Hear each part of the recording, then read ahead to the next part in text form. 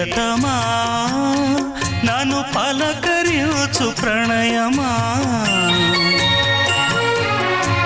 అతిథిలా నన్ను చేరుకున్న హృదయమా